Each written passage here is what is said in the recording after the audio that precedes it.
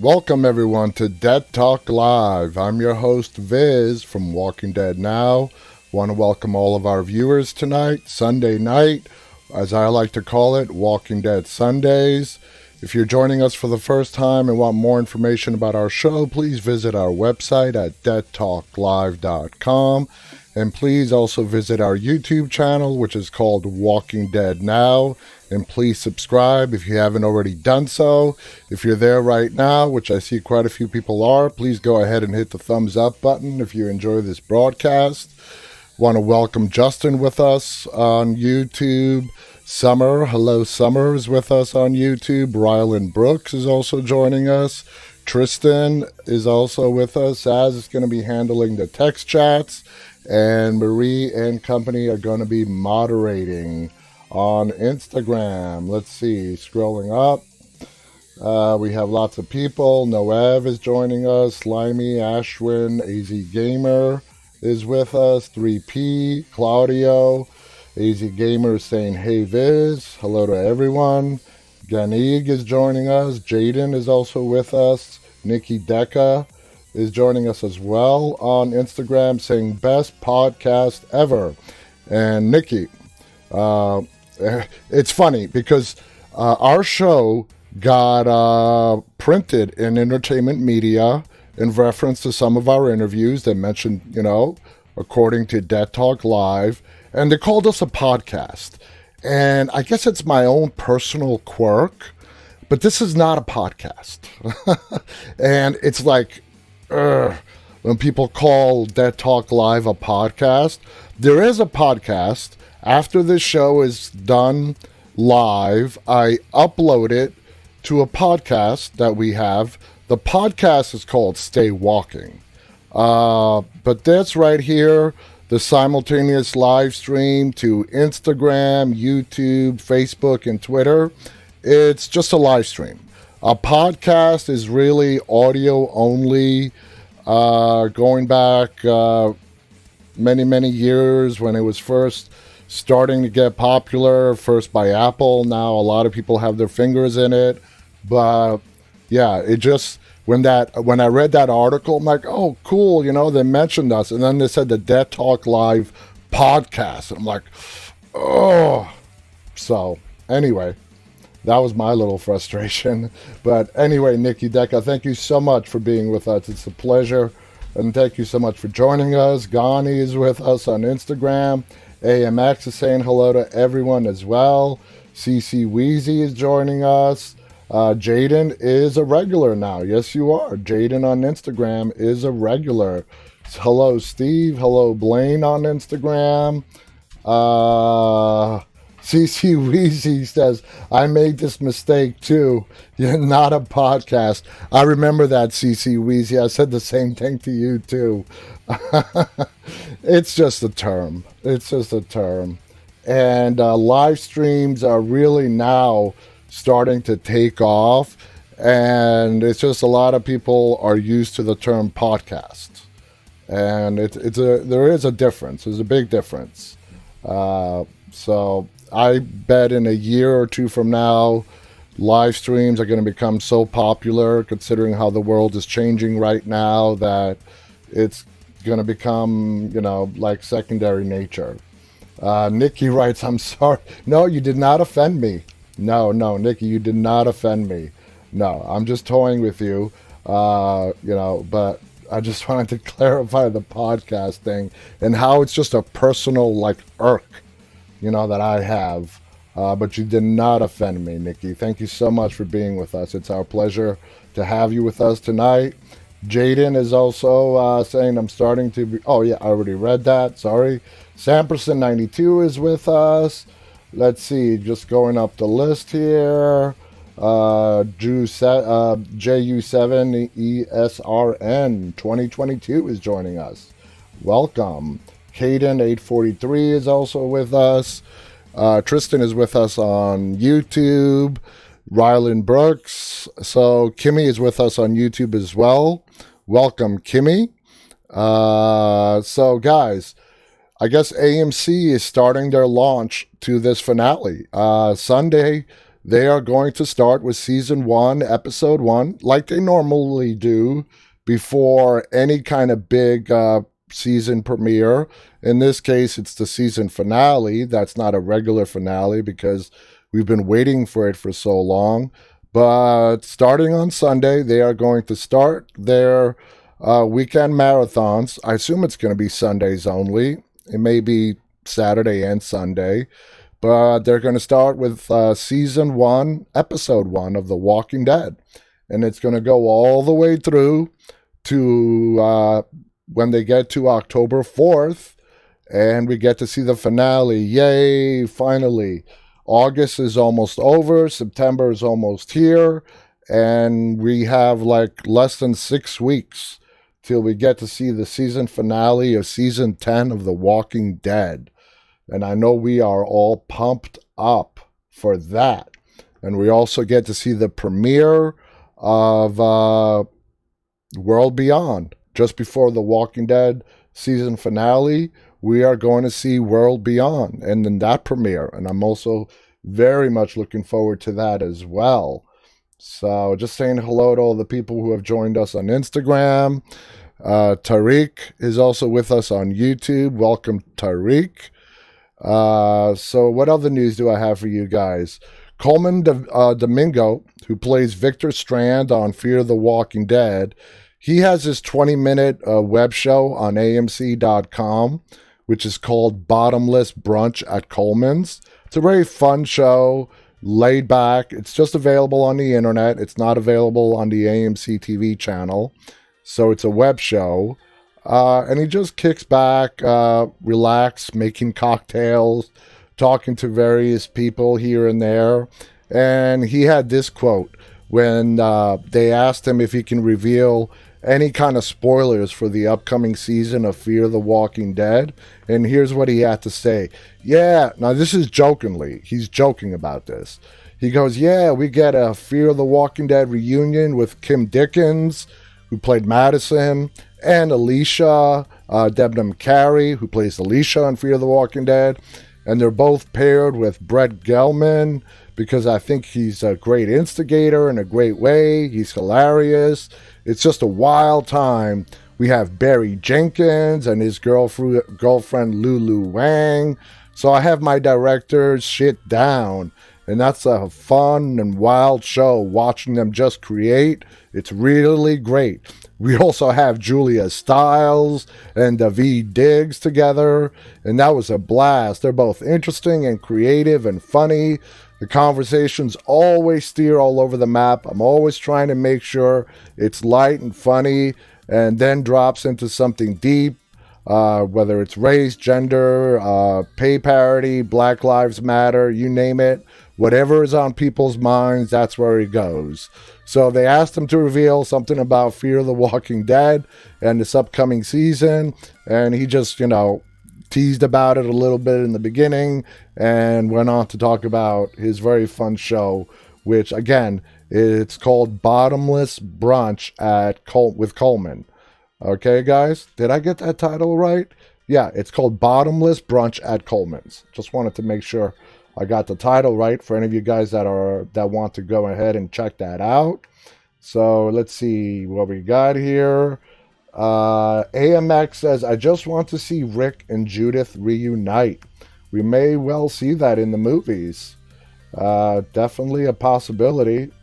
And I think it's a very good possibility of it happening. Now, guys, I'm not seeing any Facebook chats because just before I went on live, Facebook sent me a notice saying that, well, not Facebook, my restreaming service sent me a notice that they're having issues with the Facebook chats. So let me go ahead and actually open up Facebook and possibility of it happening. Wait. Now, guys, I'm not seeing any Facebook chat. There, I had to mute myself. Live, Facebook sent me a notice. I just muted myself again. Okay. So I want to see the Facebook chats, and they're not coming through the universal chat. Up until now, we were having problems with the YouTube having issues, and today it's Facebook. So, welcome to live streaming. Stenningull has joined us on Instagram. Just want to say a shout out to all the Facebook people now that I can see you.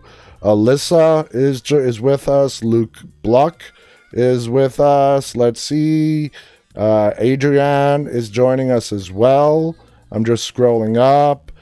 Kelly is joining us on Facebook as well. So welcome to all our Facebook guests as well. I'm going to have to be going back and forth with the chat. So if I miss some of you guys, I apologize. It's just trying to multitask here the best that I can.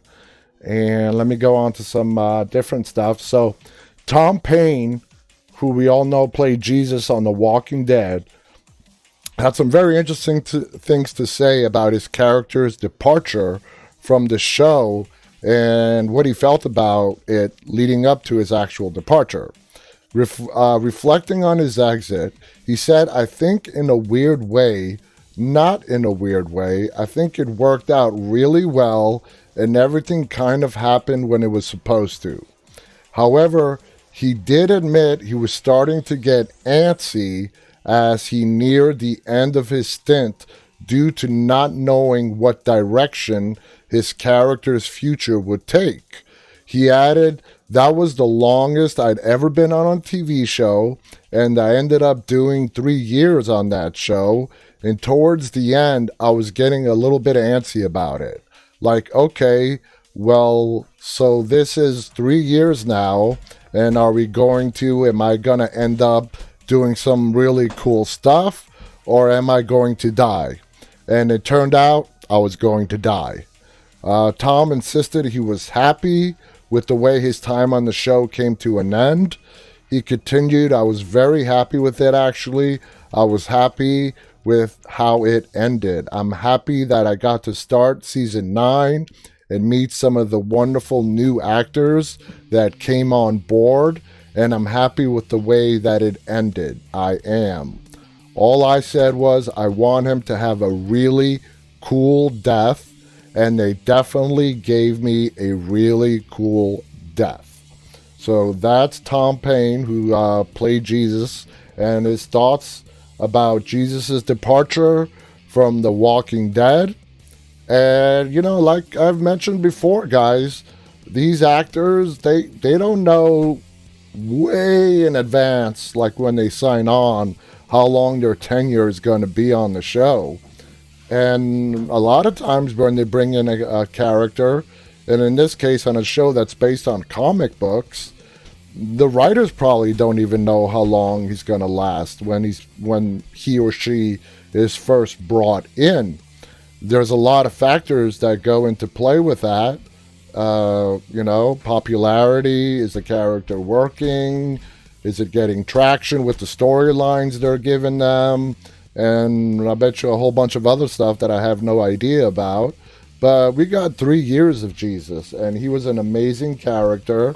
We all loved him, and I was surprised, I think we all were, that episode that we lost him, which was the mid-season finale of season 9, which, by the way, was directed by our guest that's going to be with us on Friday, Michael Satrazimus. He directed season 9, that mid-season finale where we lost Jesus. He's also directed the season 8 mid-season finale where Carl got bit, as well as season 6 and season 7 mid-season finale. He's directed the season 10 mid-season premiere. Oh God, his directorial debut was the iconic episode where Carol has to put down Lizzie, the Grove. That was Michael's directorial debut. And we are so excited that he is going to be our guest in just 5 short days. And I'm urging you guys, this is a once-in-a-lifetime opportunity. He has been with The Walking Dead from the very, very beginning. He is still working on The Walking Dead, even though he is currently co-executive producer of Fear the Walking Dead. He is also directing Fear the Walking Dead. I mean, talk about a guy who is wearing all the different hats in the Walking Dead universe. And we are so lucky that he is going to be with us right here on this show in just 5 days. So I'm telling you guys, this is a once-in-a-lifetime opportunity. Go over to our website, deadtalklive.com. Scroll all the way to the bottom where you'll see our submission form. Video yourself asking a question. Send in a text of your question because you may not get this opportunity again. I promise you. AZ Gamer writes awesome episodes. Director. Princess Star on Instagram writes wow. So yeah.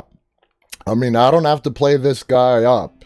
His credentials speak all for themselves. And of course, I lost the YouTube chats as well. So I got to open up that broadcast. And luckily, I have that pre-muted already.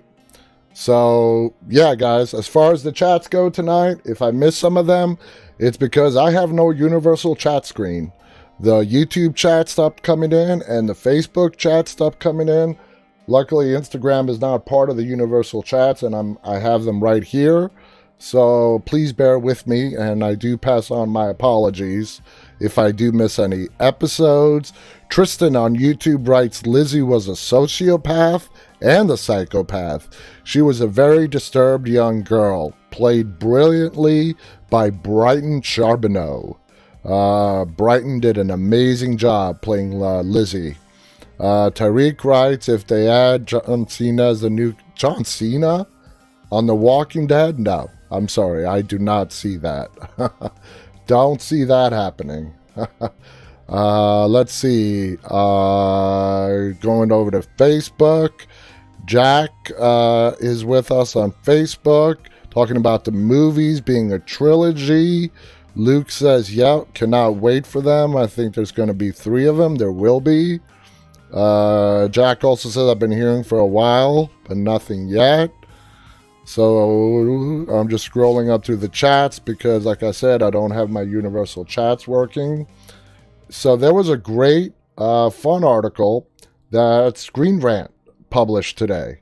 And the title of this article is 5 Things Zombies Can Do and 5 Things They Cannot. And I just read the title. I quickly just glanced it. I didn't read over it because I want us to go over it together, and this should be interesting. So I have it up. Let me go ahead and bring up that article. Here we go. The Walking Dead, 5 things zombies can do, and 5 that they cannot. So let's see what they have to say.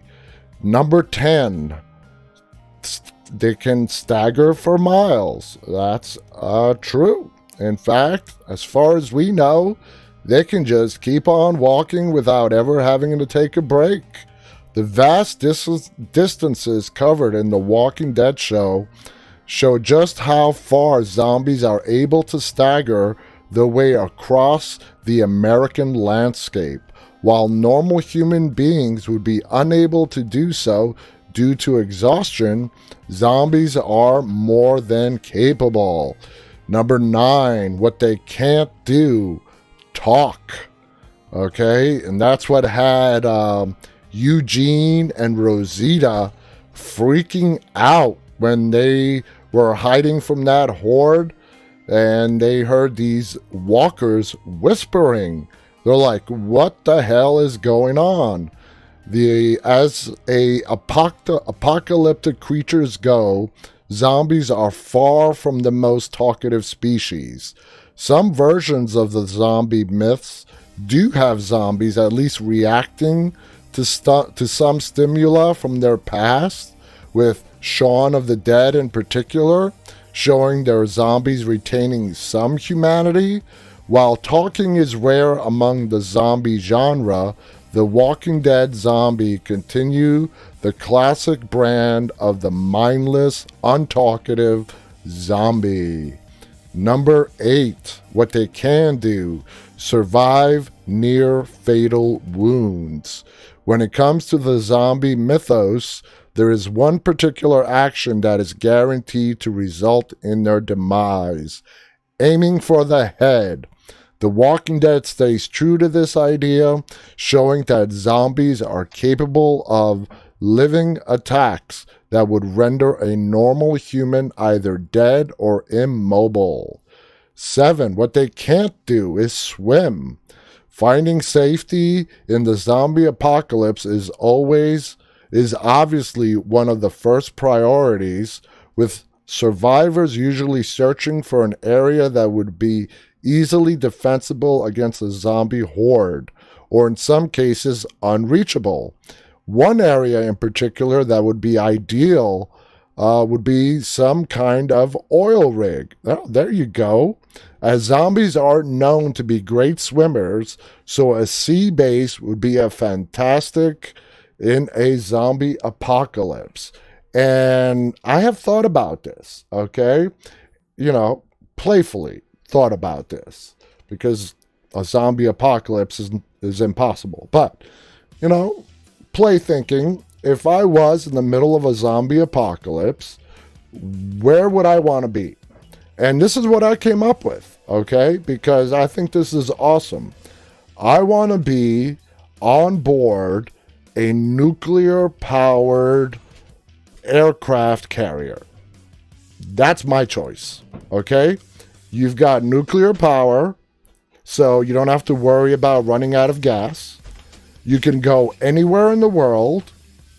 And if you're lucky enough to have pilots with you on board such a vast ship, and, you can save some of the jet fuel for the planes. You've got ammunition. You've got jet airplanes.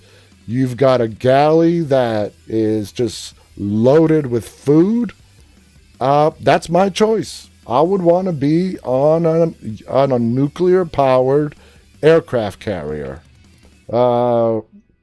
So I don't know what if you guys have thought of where you'd want to hole up and just enjoy the rest of your days. For me, it's like I said, it's a aircraft carrier. Let me go over to YouTube. Let's see what you guys are saying. Serkan is with us from Istanbul. Justin writes, never in a million years will that happen. Never does he fit the rule. It won't happen. You guys are still talking about John Cena? Give it up. John Cena in The Walking Dead? No. It's not going to happen. Thank God. I like John Cena, but no, not in The Walking Dead. Let's see. Going to Facebook, Lindsay Sparks says, I love your t-shirt, Viz. Thank you, Lindsay. Jack writes, Z Nation, I feel more of a comedy of The Walking Dead. I watched them and seen them all. I love Black Summer. In fact, just before I went live today, I'm like, Black Summer Season 2 should be coming out on Netflix here pretty soon. But unfortunately, it's become victim of the coronavirus pandemic. Everything is halted. There is no scheduled release date for Black Summer. And the reason why I bring up Black Summer is because Z Nation is supposedly, like, Black Summer is the apocalypse breakout of the zombie apocalypse, while Z Nation is the result years later. You guys understand that? First comes Black Summer, and then Z Nation. I tried Z Nation. I really gave it an honest try for several episodes, at least the first 6.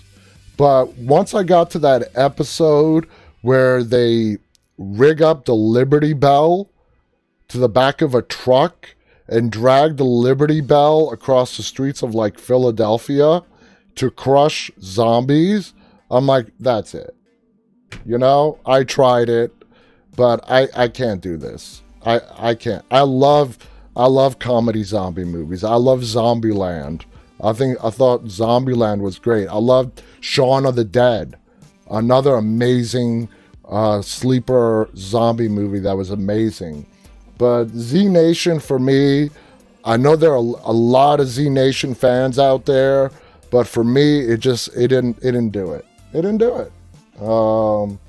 So let's see. CC on Instagram writes, Z Nation was very wacky. It was. AMX writes, it's confusing. How does their digestive system work? Official writes, will there be a crossover of The Walking Dead and Fear? Well, there's already been 3 crossovers, including this upcoming season with Sherry, from The Walking Dead into Fear. As far as Fear into The Walking Dead, we don't know. Shaun of the Dead is a comedy. It is. That's why I love it. It's a comedy that was done very well in the zombie genre, and it was hysterical. So, anyways, Kabaha writes, love Shaun of the Dead. Just scrolling down, just making sure I read everyone's notes here. Yeah, this sucks. I'm sorry, guys. I have to go to 3 different places to see what you guys are talking about. Lindsay Sparks on Facebook writes, I tried watching Z Nation as well. I cannot get into it at all.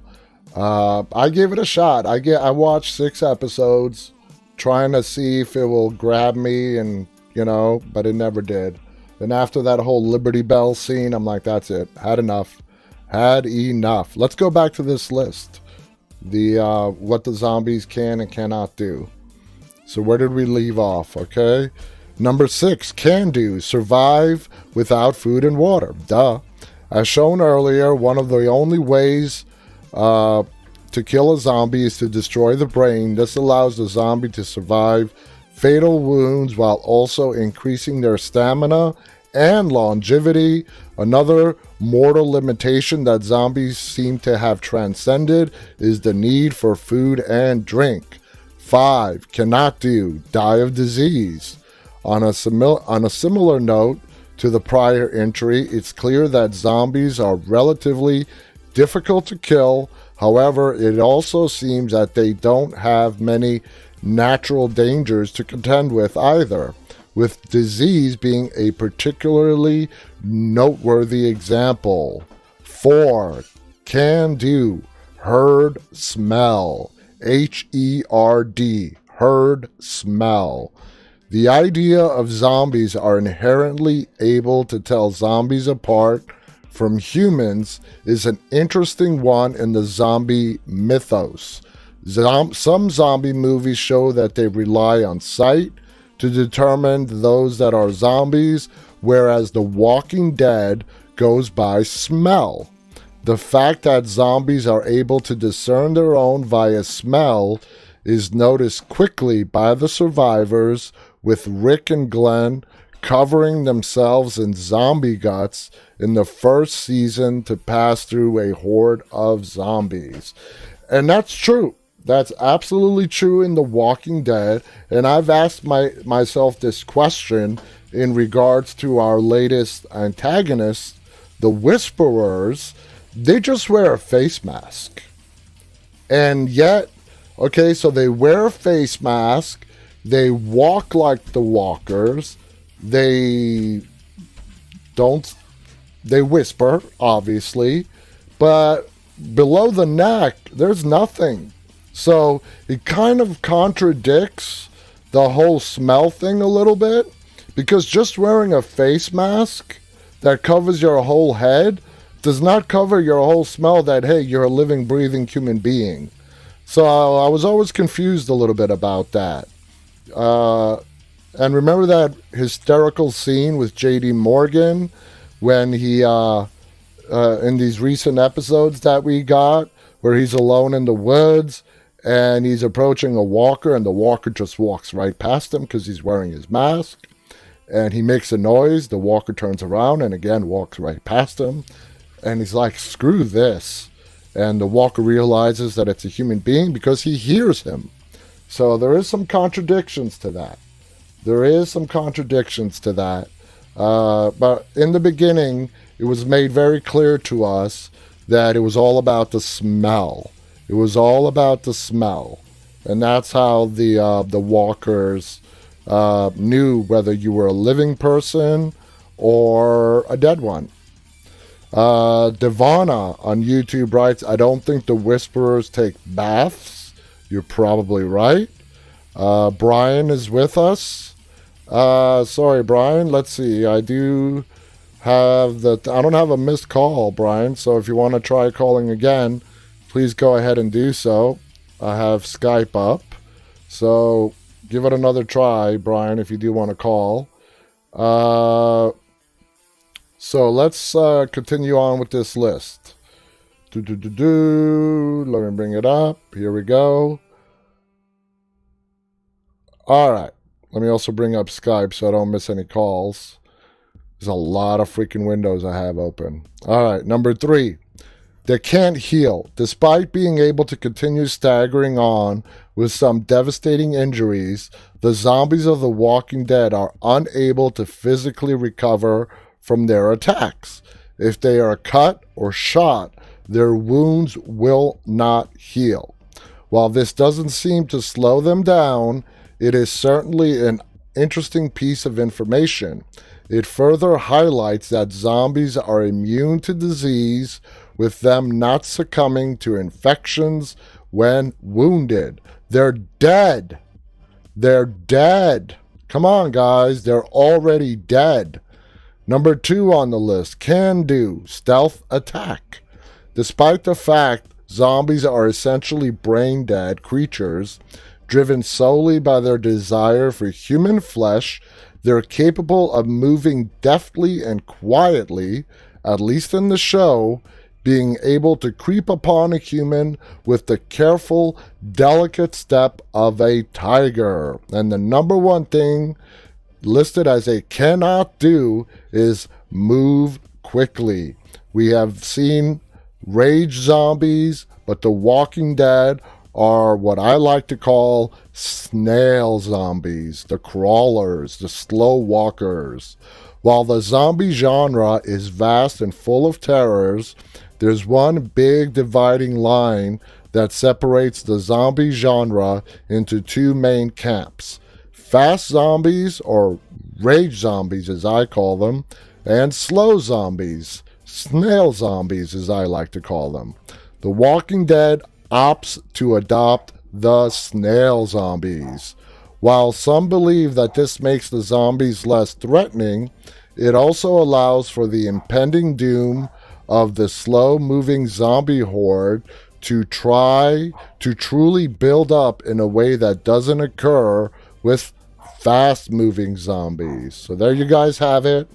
The can and cannot do's. A lot of them were like, no duh. But the cans and cannot do's of zombies, particularly the zombies / walkers in the Walking Dead universe. So before we get started with tonight's topic, let me scan the chats. Devon on YouTube. Wait, Brian writes ninja zombies. Devon on YouTube writes, see the walkers in The Walking Dead. They matured because if you remember, the first season they ran. Then the second season they started walking. I don't believe they ever ran in the first season of The Walking Dead. I do not remember any zombie on The Walking Dead, whether it's season 1 or wherever, actually running. So I don't think that's happened. Let's see what else is going on YouTube. Kat is with us on YouTube saying, I was always wondering about that too, Viz. I'm wondering if they also wear bits of walker skin under their clothes. Negan and Beta had skinned them. Well, if they do, it's not shown or told to us. So we have no idea. We have no idea.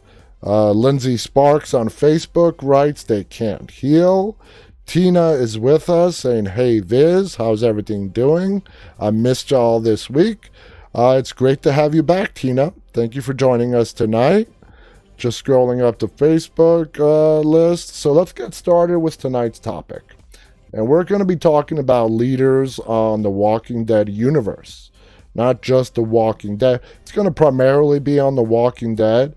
But we're going to be discussing leaders.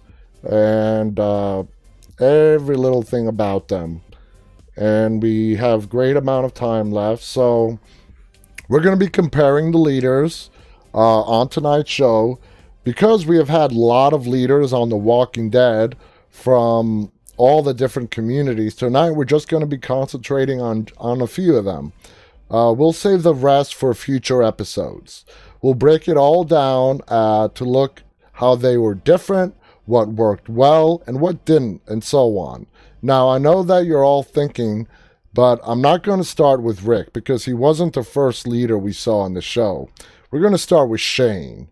If you remember, going all the way back to when it all began, he was the leader of the original group in the camp of the survivors we saw on The Walking Dead. It was not Rick.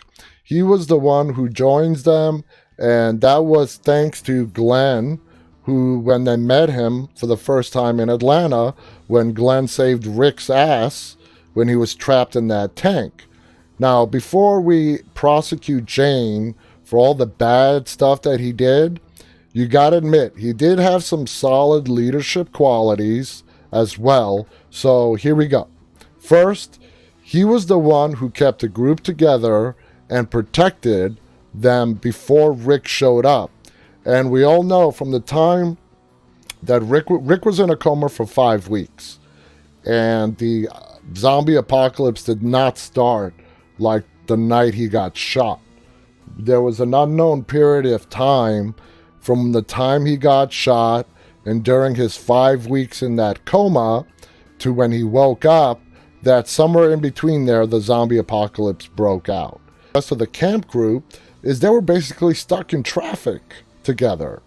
They were stuck in traffic trying to get out of Atlanta or get into Atlanta at the time. I think they were trying to get into Atlanta because they were told there was a safe place that was the safe place for them to go to.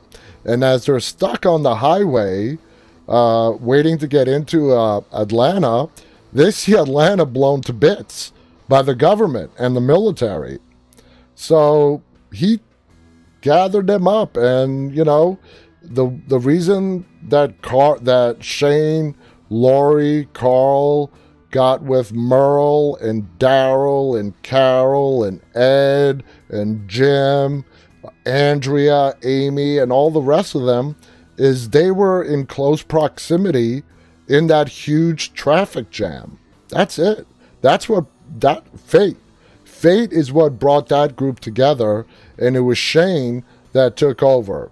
There also appears to have been an order in the way things were run at the camp, and this proved to be quite effective.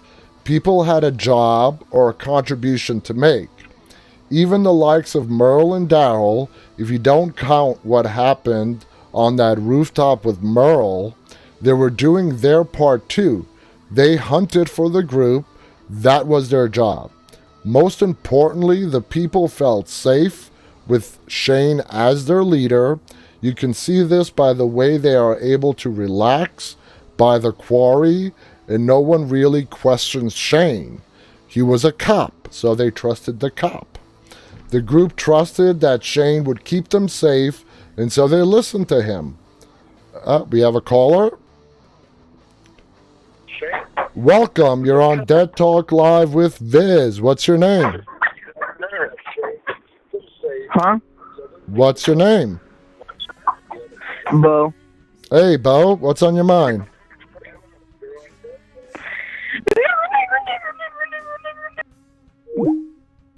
That sucks for Bo, because that's the last time he's going to be calling. Anyway, guys, so like I said, where was I? They trusted Shane. His downfall came when he stopped thinking about the others, when he became self-serving, when he allowed his feelings for Lori take him down a very dark path. And this all started, of course, when Rick showed up. When he first sees Rick, and we see the expression on Shane's face, that initial reaction, he's happy. He's happy that his best friend slash, adopted brother, whatever you want to call him at the time, was alive. When he left him at the hospital because he couldn't get him out, as the military was coming in and shooting people, he did the best he can to secure him. He put that gurney in front of his door.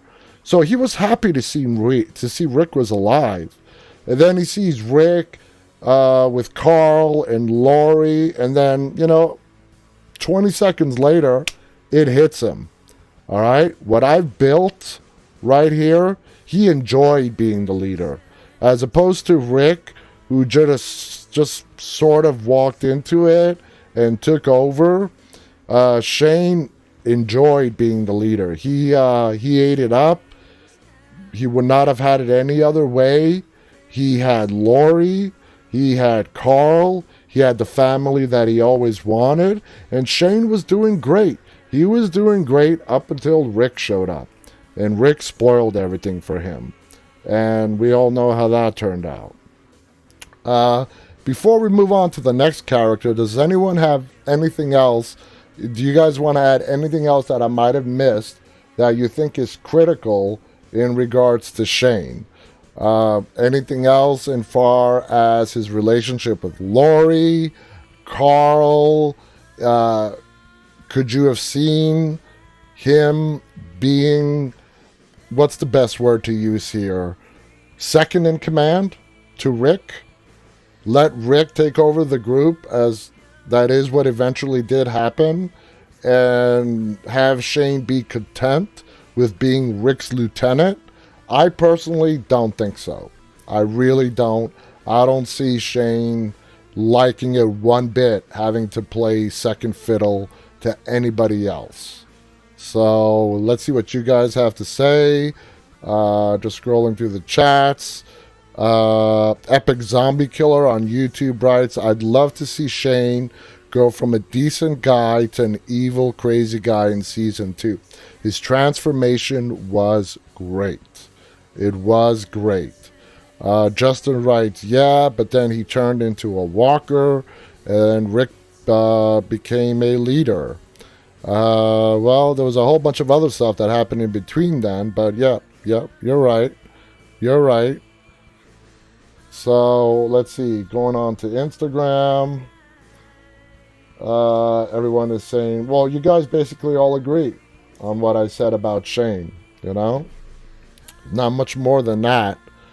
So let me send a message here to Brian, because somebody's trying to call and I don't want to pick up another prank call. So let's see.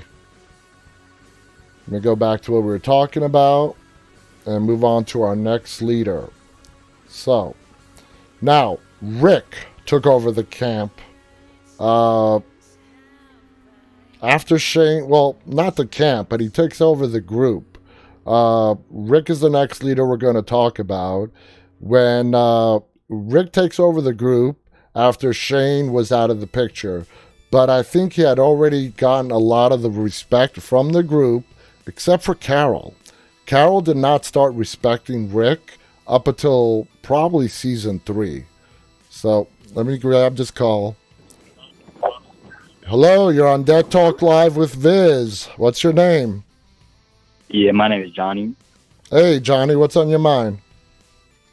So, Rick, I was watching Walking Dead, right? Uh-huh. I was like, Rick probably has a big dick, What's going to happen, guys, is I'm just going to stop taking calls, which really sucks. That really sucks. But that's what's going to end up happening. So let's go back to Rick.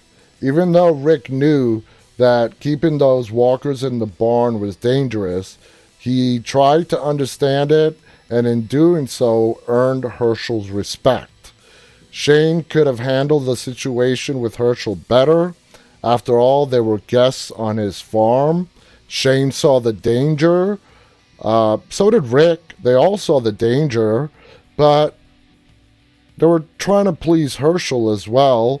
Rick was trying to work Herschel and make him understand that hey, you know, in a very kind way, let them know that they're dead, not being too pushy about it. Herschel just didn't believe it until Shane went all apeshit on him. Herschel did not have to accommodate them. He could have told them all to just move on. After Carl was patched up, he recovered from the surgery that Herschel performed on him. Herschel could have just said, okay, you guys got to go on your way right now. So anyway, over time, Rick's confidence grew, and why wouldn't it? He had led the group some of, the most traumatic experiences, and a lot of the people survived because of Rick. But here's the thing, and I've said this before, Rick is a control freak. When he saw all the good that came under his leadership, it got to his head, fed his ego. He underestimated Negan and the Saviors when he made that deal with Gregory. Again, the biggest mistake he ever made.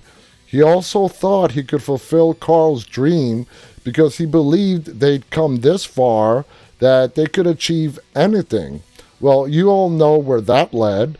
He ended up with this nasty injury and he was taken away by the CRM after blowing up that bridge because he was too stubborn try to save it.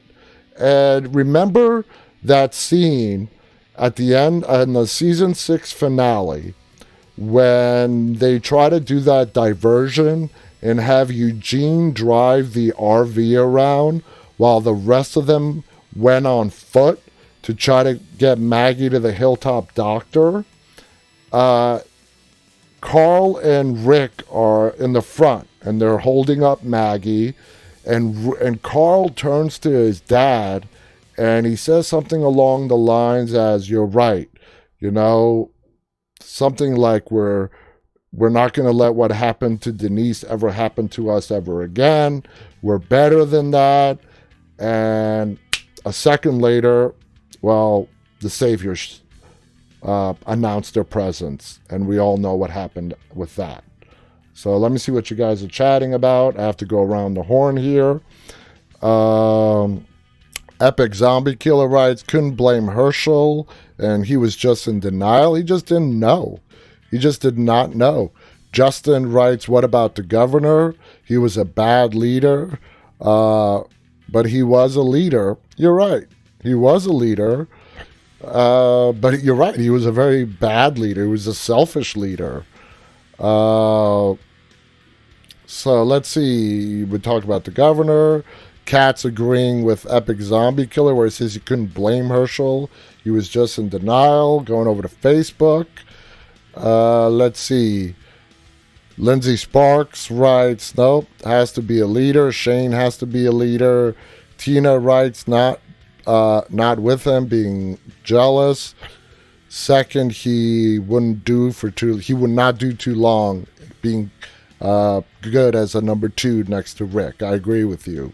Luke writes on Facebook, yep, good leader Rick. When I first watched the show from the beginning, and I showed my Nan the show on the DVDs, she liked it at first, but stopped watching it where Negan came in. Well, it had nothing to do with Negan. It was about what we all knew what was coming between season 6 and 7. Kelly on Facebook writes, but if they didn't open that barn, they would not have known that Sophia was there. You're absolutely correct. You are absolutely correct, Kelly. So, now, next on the list that we have is Maggie, okay? Now, who would have thought, if you haven't read the comic books, that she would be the leader of Hilltop? When she was encouraged by Jesus to take over from Gregory, she hesitated at first, but we all know she eventually stepped up to the role. Maggie had already earned the respect of the people at Hilltop when she had taken care of those walkers that the Saviors had let inside the walls. It was Maggie, Sasha, and Jesus who helped take care of that, while Gregory, who was still their leader at the time, was probably hiding under his bed. You could say that Maggie it was a natural leader. She didn't ask for it. She didn't reach it. She didn't reach out for it or train for it. But a lot of the people at Hilltop were happy for her to take over from Gregory. As a leader, Maggie is not afraid of making hard decisions like punishing Gregory, but she does show compassion and mercy by the numerous chances she does give Gregory and by sparing the lives of the saviors who were brought to the hilltop by Jesus. Now, I have a question about that for you guys as well. Would Rick or Shane have spared the saviors, given Gregory all those chances the way Maggie did? Remember that all this happened before the war was over and when Rick was still adamant about killing Negan and destroying the saviors. So would either Rick or Shane shown the same mercy that Maggie showed to those saviors that were brought in by Jesus, that Morgan was adamantly opposed to? Morgan wanted to just kill them as well. And I would probably think if Shane was still alive, I mean, we didn't get to see him go through the changes like we did Rick between season 2 and season 8. But I would have to think that Shane, he would kill them. He would kill them. Rick was a roller coaster. 1 minute, he's like, kill them all. The next minute is, we don't kill the living. Rick was a very moody character, to say the least. He was very moody, depending on what was happening in whatever the situation that he was currently in. What's the right word? He had a very thick head. The obvious answer could always be staring him in the face, but no matter how much you try to tell him, something has to happen to him for him to open his eyes and say, oh, you know what? You were right. Like when he approached Maggie, when he realized that he cannot, be subservient to the saviors anymore, and they're going to have to fight Negan. How many times have we heard Rick say, you were right. I see that now. How many times on The Walking Dead, in the 9+ seasons that Rick was on the show, have we heard Rick say, I see that now? I can count of at least 4 or 5 times that the dude had to say that, that I've heard him say it. So let me just see what you guys are talking about. I have to go around the horn. Tina writes, nope. Lindsay Spark writes, Maggie's a great leader as well. She is so strong, very brave with everything she went through. Luke writes, he was a mysterious guy, Rick was. He was moody. He was moody to say the least. Kat writes, in some ways she did make a better leader than Rick. Epic Zombie Killer on YouTube writes, my opinion, Shane was too far gone. He was too crazy, so he had to go. No, you're right. I agree with you, Epic. The moment Shane shot Otis in the leg so he can escape, so Shane could escape and Otis can be left for Walker food, there was no turning back for Shane after that, in my opinion. Kat also says on YouTube, Rick would have executed them, in my opinion, and so would have Shane, from what we know. I'm a White Boy on YouTube writes, it was after Carl died, he was like, we don't kill the living. Yeah, he went back to that. He was also that way in season 1. Mr. Roller Coaster, all depending on what's been going on with him. After Terminus, if you came across Rick's path after what happened to him at Terminus, if he didn't know you, he was going to kill you. Poor Aaron approached the group. Sasha and Maggie escort him into the barn, right? He's unarmed. Maggie and Sasha tell Rick he had a gun and we took it from him. What does Rick do? He just goes right up to him and knocks his ass out. He just knocks his ass flat out. Kat also writes, yes, epic zombie killer. I agree with you too on Shane.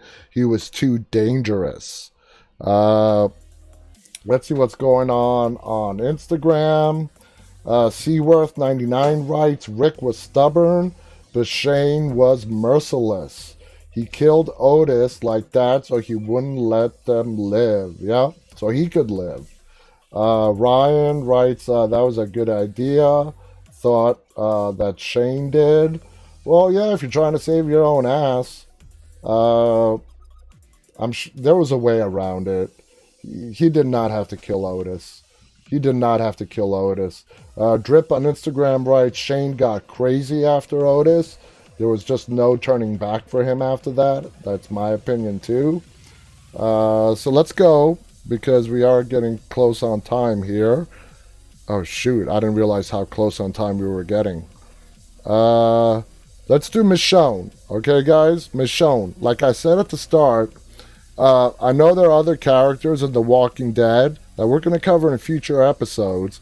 What do we know about Michonne? When we first met Michonne, she was not what I would call a leader material.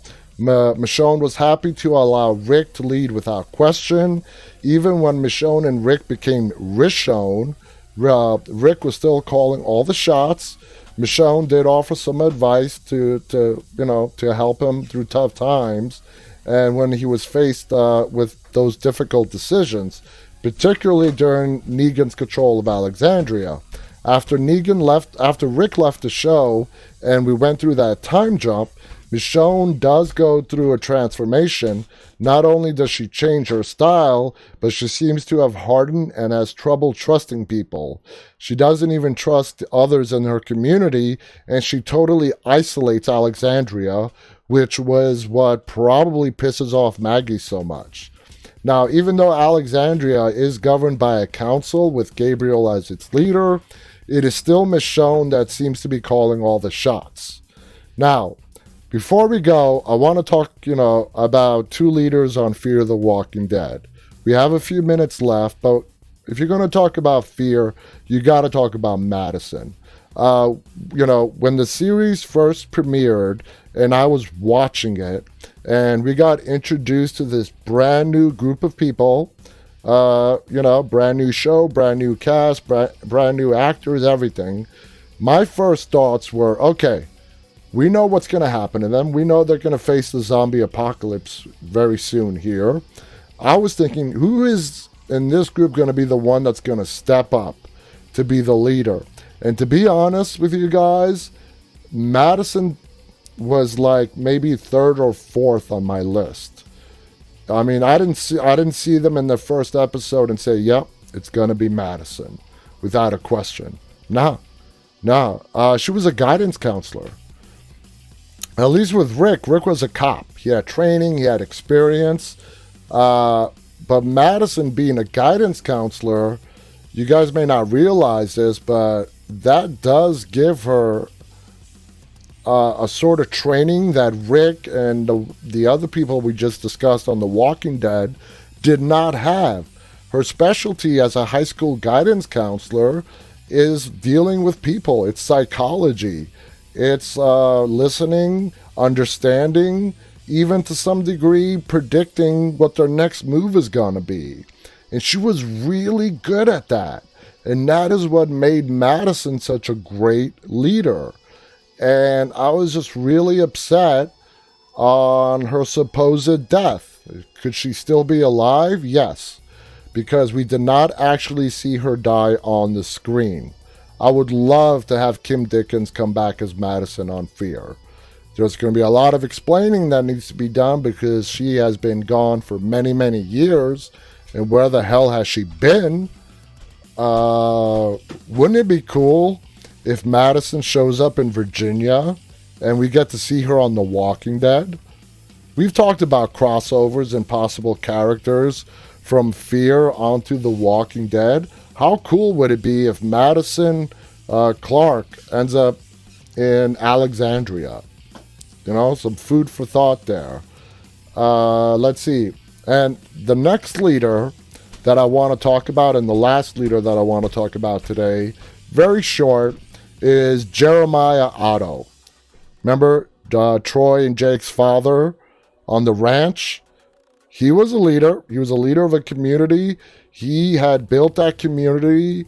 He was a survivalist. He built that ranch, that community, with the expectation that if something bad ever really happened in the world, he would be ready for it, and it came to pass. But he was a racist. He was a stubborn old mule. We saw that in the dispute he was having with the Native Americans. They were claiming he was on their land. He would not give an inch. He wouldn't budge. There was no compromising with him. Even at the prospect of facing the end of the world, he didn't give a shit. Jake, the sane son, was always the diplomatic one, and he's the guy that Alicia hooked up with. Then you have Troy. Oh boy, Troy, the sociopath. Troy was a sociopath. And going back to Madison, you see how Madison treated Troy and the chances that she gave him time and time again. Again, you have to go back and go to her guidance counselor training and find, if you're looking for a reason as to why Madison gave Troy all those chances until she had just had enough with his bullshit, you got to go back to her training as a guidance counselor. Troy was one of the people that survived the ranch falling. And he died, and it was Madison, rightfully so. If anybody was going to put Troy down, it had to be Madison. And she put him down under that bridge. And he deserved to go. He deserved to go. Anyway, guys, we are out of time for tonight. Hopefully by tomorrow night, the chats will be working again. It really sucks me having to go to 4 different windows to see what all you guys are saying. The whole point of this show is viewer interaction. Please visit our website, deadtalklive.com. Guys, get your questions in for Michael. He's going to be with us this coming Friday, August 28th. Please visit our show also on IMDb and rate us. Thank you so much for joining me tonight. I'll be back on the air again tomorrow night, same time. And until then, guys, remember to stay walking.